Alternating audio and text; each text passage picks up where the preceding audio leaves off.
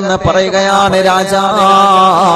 ഈ രണ്ട് സ്വപ്നത്തിന്റെ വ്യാഖ്യാനങ്ങളും ഞങ്ങൾ പഠിച്ചിട്ട് കണ്ടെത്തിയിരിക്കുന്നു രാജാ. പേടിയാണ് പറയാൻ, പേടിയാണ് പറയാൻ, ഭയമാണ് പറയാൻ, സങ്കടമാണ് പറയാൻ, സങ്കടമുണ്ട് പറയാൻ. രാജാവേ, നിങ്ങൾ ഞങ്ങളെ ആക്രമിക്കൂല എന്ന് ഉറപ്പ് തരികയാണെങ്കിൽ ആ സ്വപ്നത്തിന്റെ വ്യാഖ്യാനം ഞങ്ങൾ പറയാൻ പോവുകയാണ് രാജാ. ഹാമാന് പറഞ്ഞു, രാജാവ് നിങ്ങളെ ആക്രമിക്കൂല, രാജാവ് ആക്രമിക്കൂല. ഇപ്പൊ എല്ലാവരും കുടുങ്ങി നിൽക്കുന്ന സമയമാണ്, നിങ്ങളെ വ്യാഖ്യാനം പറയുക. ആ പണ്ഡിതന്മാരുടെ കൂട്ടത്തിൽ നിന്ന് മുതിർന്ന ഒരു നേതാവ് വേണമെന്ന് പറയുകയാണ്. അതിൽ നിന്ന് ഒന്നാമത്തെ വ്യാഖ്യാനം എന്തെന്നറിയോ? ആദ്യ രാത്രിയിൽ നിന്നല്ല, മണിയറയിൽ നിന്ന് നിങ്ങൾക്ക് അടി കിട്ടിയല്ലോ. റൗലത്തിന്റെ മോനെ എഴുന്നേറ്റ് പോടാ എന്ന് പറഞ്ഞിട്ട്, എഴുന്നേറ്റ് പോടാ എന്ന് പറഞ്ഞിട്ട് ചീത്ത കിട്ടിയില്ലേ രാജാവേ?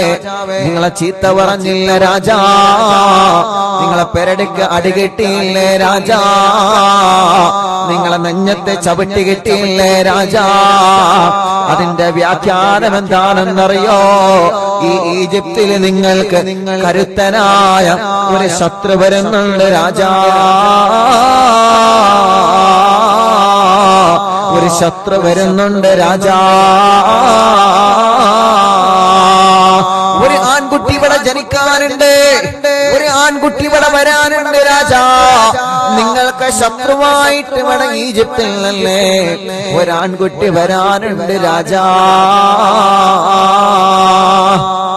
അവൻ നിങ്ങളെ ശത്രുവായിരിക്കും, നമ്പർ 1 ശത്രുവായിരിക്കും.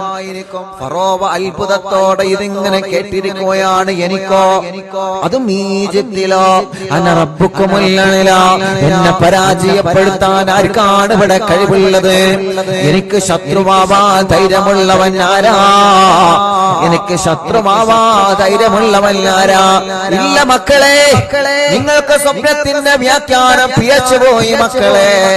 ഈ റംസീസിനോട് പോരാടാൻ, ഈ റംസീസിനോട് ശത്രുവായി നേരിടാൻ, ഈ റംസീസിന് ശത്രുവായി വരാൻ ഈ ലോകത്ത് മറ്റൊരാൾക്ക് കഴിയൂല മക്കളെ.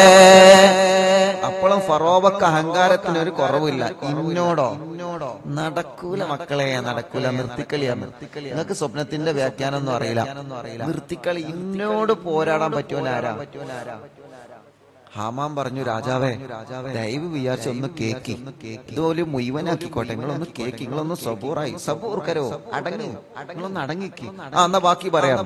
ഒന്നാമത്തെ സ്വപ്നത്തിന്റെ